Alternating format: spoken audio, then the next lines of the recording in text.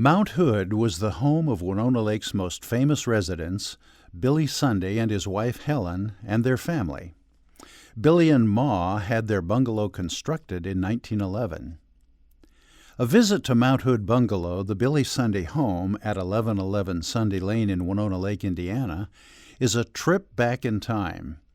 With its original furnishings and decorating, the home offers a glimpse not only of the Sundays' lives, but of what life was like in the early 1900s. The house is a superb example of the arts and crafts bungalow style, which is characterized by horizontal massing and simplified detailing. Built on a hillside, the house's main entrance is accessible by outside stairs only. Inside the building, the second floor, which is replete with original artifacts, is also accessible only by stairs. This program allows you to tour the second floor virtually, interacting with each room.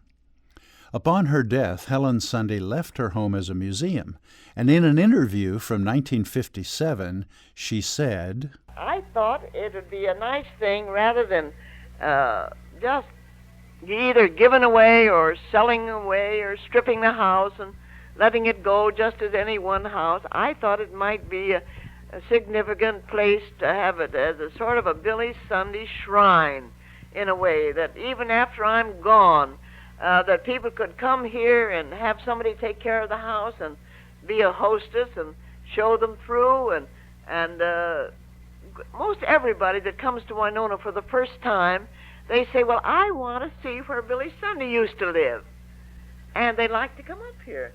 So that's what made me think of doing this very thing. And this has been deeded already, has been for several years, to the Winona Lake Christian Assembly and Bible Conference.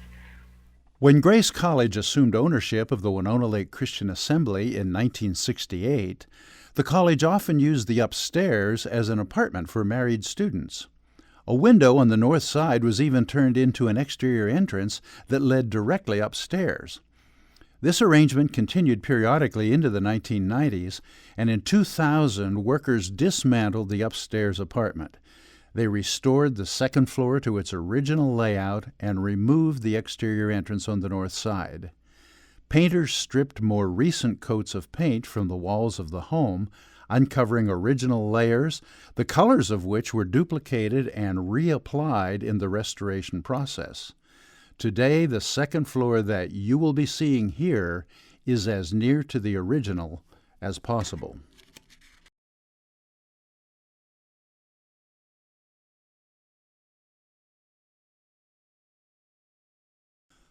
Arts and crafts bungalow architecture often contained sleeping porches.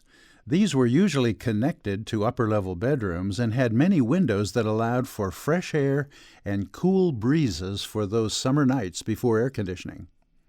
From this window, you can see a white house that was originally called the Illinois. For 11 years, the Sundays summered in Winona Lake and rented this home.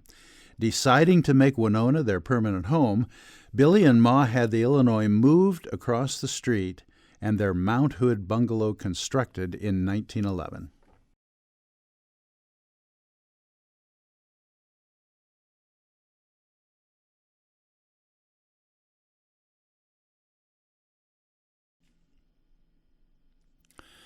This was the bedroom of the two youngest boys, Billy Jr. and Paul. Painted in a brilliant red, this is the only room in the house that is not in the natural browns and greens favored by the arts and crafts style.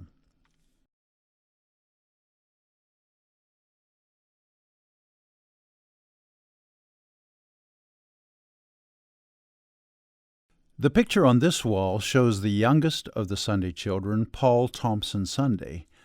Paul Thompson Sunday was born on June 15, 1907, on his older brother Billy Jr.'s 6th birthday. Paul graduated from Warsaw High School in 1925, the only child of the Sundays to attend public high school. Paul had multiple marriages and tendencies toward the wild life of drinking and gambling. The last of the surviving children, Paul died in an airplane crash in 1944.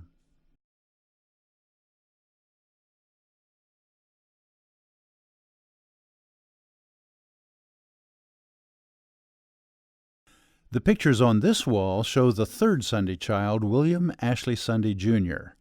William Ashley Sunday Jr., better known as Will or Billy Jr., was born on June 15, 1901.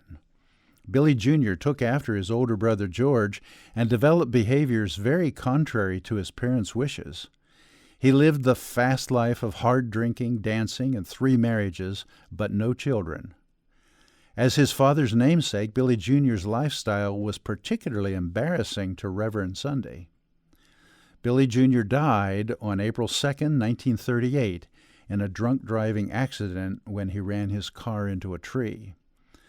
The signed picture of Billy Jr. reads, "To the dearest mother and greatest pal that ever loved, from your brown-eyed button."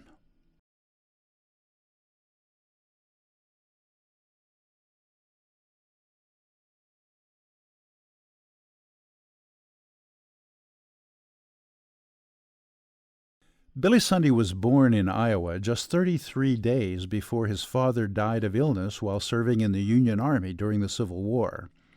This child's replica of a bugle may have been Billy's when he was young and may have been a reminder of his father's time in the Army.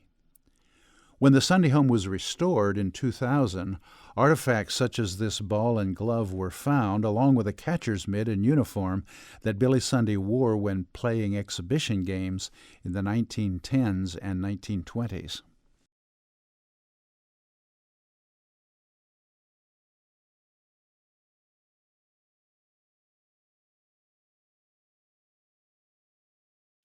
When the upstairs was renovated in 2000, the workers uncovered stenciled designs on several upstairs walls and the painted mural in the bathroom. They restored the mural as closely as possible to the original. The seascape, painted by an unknown artist, shows a lighthouse on a rocky shore.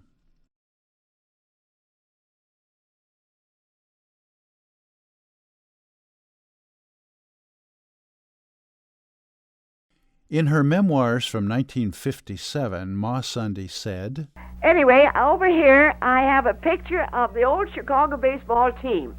Billy Sunday is the lower right-hand man right here, and he's the only one in the group that has not a mustache. Every single one of the players have a mustache of some kind. And Cap Anson is up there, and all the rest of the old-timers. I could mention every single one of their names without reading them.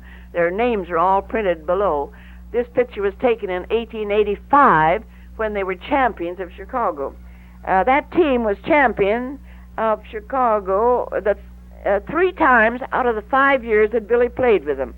So I often say Billy didn't hurt the team any by being on it, because they were champions 3 times out of 5, and the other 2 times they were second in line next to the championship. So that was a pretty good record, and they were one of the finest teams and best players that ever gotten into a uniform, I tell you that. This picture of the Chicago White Stockings from about 1886 shows Billy Sunday on the right end of the front row. Billy Sunday got his start playing baseball for a semi-professional team in Marshalltown, Iowa. After the Marshalltown team won the state championship in 1882, Adrian Cap Anson of the Chicago White Stockings, which were later to become the Chicago Cubs, scouted Billy for his team. Sunday moved to Chicago with $1 in his pocket and began his successful professional baseball career. Cap Anson is also pictured here in the center of the front row, holding the bat.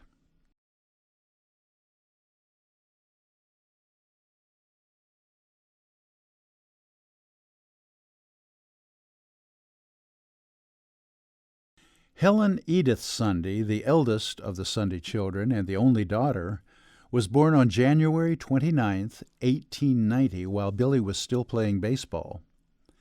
She attended DePauw University but had to withdraw on more than one occasion to battle a recurring illness.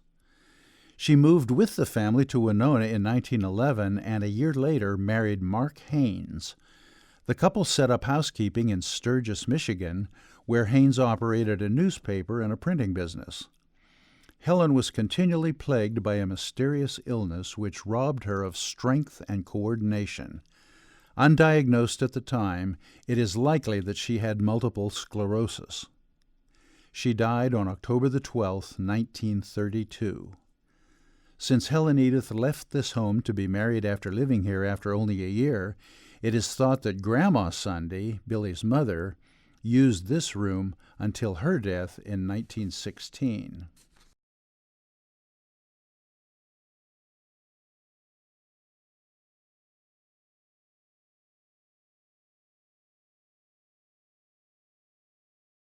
George Marquis Sunday, the eldest son, was born on November 12, 1892, while Billy was working for the YMCA. George worked as a secretary to the Sunday Campaign Organization during its zenith in the later 1910s. However, George developed a bad taste for the luxuries of life and a lifestyle which included many of the vices that his father fought against: drinking, infidelity, multiple marriages, and theft. George died in Los Angeles on September 11, 1933, from complications of a fall from a high-rise balcony. It was never determined whether the fall was a murder, an accident, or suicide, but alcohol was determined to be a factor.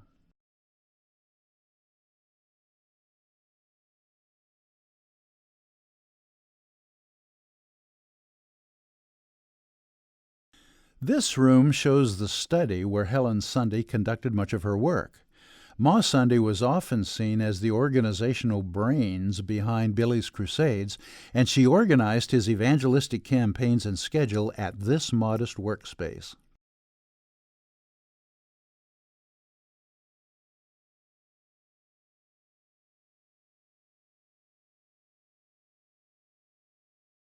In her memoirs, Ma Sunday said, quote, "I use the desk every day of my life when I am here in the house. It gets full and I have to get busy answering letters and putting things away. The drawers are full of pictures of all kinds, some I don't know, but most of them are of family and friends," unquote. On the desk is a table lamp in the shape of a mushroom. This is a 1918 classic example of the arts and crafts style, and it was placed in several locations of the home over the years, but its original location was in the study on the second floor.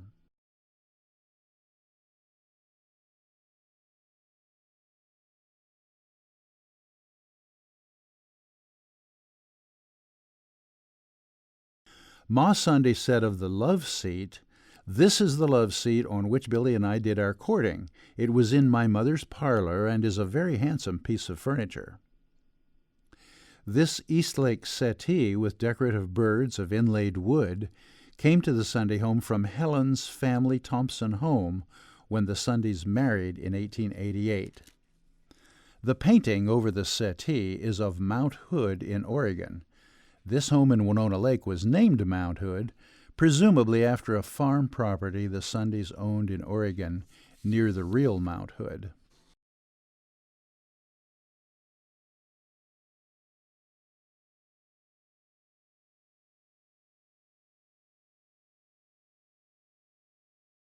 Throughout this room are signed photographs of various famous people.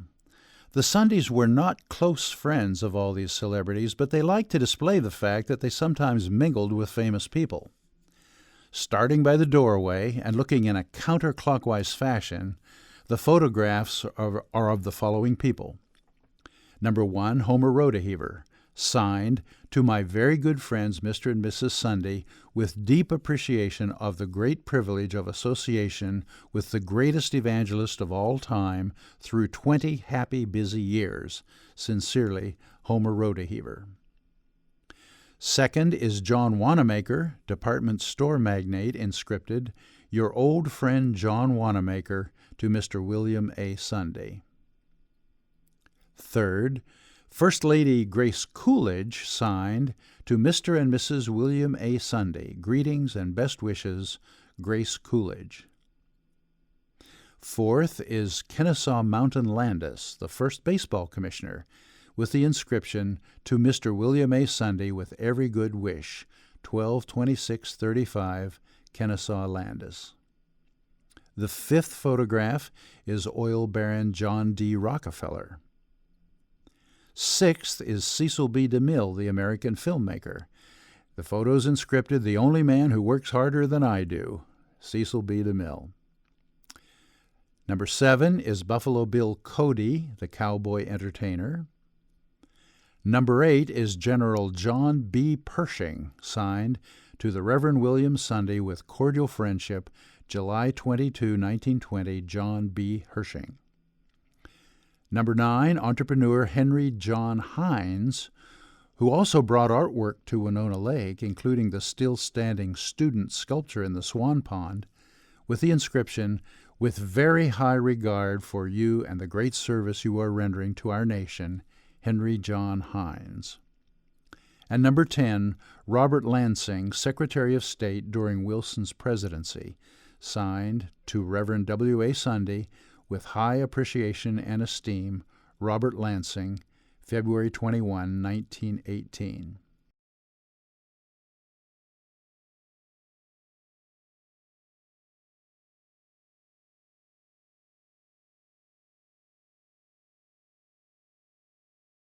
These books, original to the Sundays, include a wide variety of topics and genres.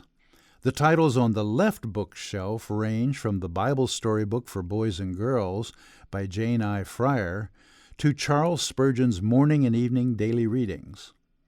The books on the middle and right sets of shelves vary from Sir Walter Scott's Ivanhoe to one of Josephus's histories.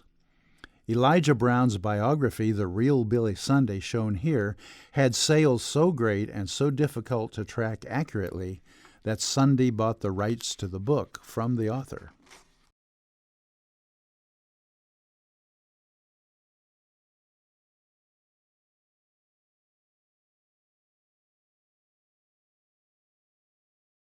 Just like the sleeping porch on the east end, this porch had many windows that allowed for fresh air and cool breezes.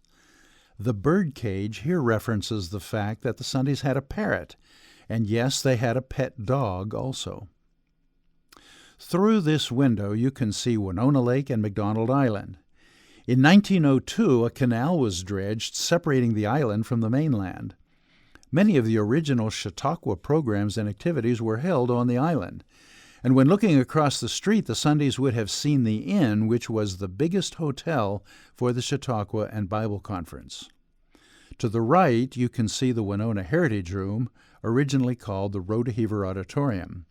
This is where the original auditorium stood for much of Winona's history, so the Sunday home was not far from the action.